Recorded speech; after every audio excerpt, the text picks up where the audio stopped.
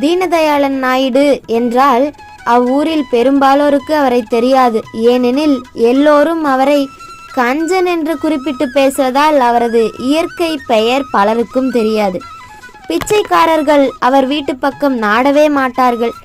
பிச்சைக்காரர்கள் வந்தால் அவர்கள் ஊர், பெயர், குலம், குடும்பம், ஏன் அந்நிலை அடைந்தனர் என்று பரிவோடு கேட்டு காலத்தை கடத்திவிட்டு, நல்லபடியாக ஏதாவது வேலை செய்து பிழை, நான் உனக்கு உதவி செய்தால் சோம்பேறியாய் போய்விடுவாய், அந்த பாவம் எனக்கேன் என்று அறிவுரை கூறி அனுப்பிவிடுவார். ஒரு நாள் தீனதயாளர் திண்ணையில் அமர்ந்திருந்தார்.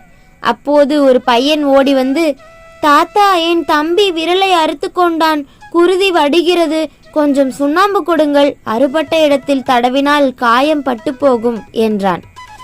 அடாடா, ஏன் கையை அறுத்து கொண்டான்? சும்மா இருந்தால்தானே, அப்போது யாரும் அங்கில்லையா? நீ எங்கே போயிருந்தாய்?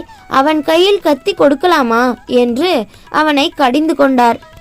சுண்ணாம்பை விரைவாக கொடுங்கள், அவன் விரலில் தடவிவிட்டு வந்து உங்கள் கேள்விகளுக்கு பதில் சொல்கிறேன். அடப்பாவமே, நான் காலையிலிருந்து சுண்ணாம்பு இல்லாமல் அப்பாசாமி கொடுத்த வெற்றிலையையும் பாக்கையும் அப்படியே வைத்திருக்கிறேன். கோடி வீட்டு குழந்தை வேலுவிடம் போய் இந்த கரண்டகத்தை நிறைய சுண்ணாம்பு அடைத்து எடுத்துக்கொண்டு வந்து கொடுத்து விட்டு போ. அப்படியே உனக்கு வேண்டிய சுண்ணாம்பையும் அங்கேயே தனியாக பூவரச நிலையிலேயே மடித்து எடுத்துக்கொள்.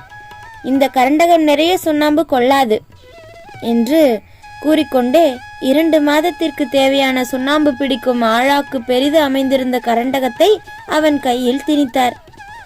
மறுக்க முடியாமல் அதை வாங்கி கொண்டு ஓடினான் பையன்.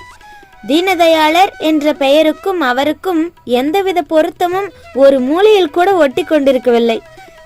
தீனர், அதாவது ஏழைகளிடம் தயாளம் என்பது அவரிடம் மருந்துக்கு கூட கிடைக்காது. கண்ணில்லாதவனுக்கு கண்ணாயிரம் என்றும் காலொடிந்தவனுக்கு தாண்டவராயன் என்றும் பெயர் இருப்பதைப் போல் இரக்கமற்ற கஞ்சனாகிய நாயுடுவுக்கும் தீனதயாளர் என்ற பெயர் இருந்தது. உண்ணாமல் உடுக்காமல் 1க்கு 10 வட்டி வாங்கி சேர்த்த செல்வத்தை அவர் வங்கியில் போட்டு வைக்கவில்லை. ஏனென்றால் தன்னிடம் எவ்வளவு செல்வம் உண்டு என தெரிந்துவிடும் என்பதற்காகவும், வங்கியில் இருந்தால் கையில் உள்ள செல்வம் குட்டி போடுவது போல் போடாது என்பதாலும் தானே வைத்திருந்தார். பெரும்பகுதி பணத்தை ரூபாய் நோட்டுகளாக வைத்திருந்தால் கரையான், தீ முதலியவற்றால் தீங்கு நேர்ந்துவிடும் என்று அஞ்சி தங்கமாகவே வைத்திருந்தார். இரும்பை எறும்பு மொய்க்குமா? தீனதயாளரின் உள்ளம் இரும்பாய் இருந்ததால் அவ்வூர் மக்கள்